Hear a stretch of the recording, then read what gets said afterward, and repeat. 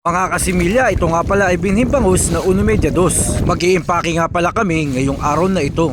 Sa umpisa ay inaayos muna nila ang plastic para mapabilis ang pagbibilang. Habang nag-aayos ng plastic ay pinapasabang naman itong mga binhing bangus para mailabas nila ang kanilang kinain at hindi na sumuka sa plastic. Kapag inimpake ang binhing bangus na may laman ang tiyan, ito ay susuka. Posibleng mapollute ang tubig sa loob ng plastic. At ngayon nga dito ay nagbibilang na ang ating mga kasabahan. 80 piraso nga pala ang laman ng bangus bawat plastic. Pagkabilangan nito ay ibibigay nila sa isang tao at lalagyan nila ng tubig na may halong tabang at saka lalagyan ito ng oxygen para tumagal ito sa biyahe. Sa Bataan nga pala ang deliver ng mga binhing bangus na ito. Pagkalagay nga ng oxygen ay papalipitan na ito para mailak. Hindi na nga rin pala sila gumagamit ng goma para tipid ito. Sa pag-iimpake ng binhing bangus, dapat ay maingat ang mga galaw dito.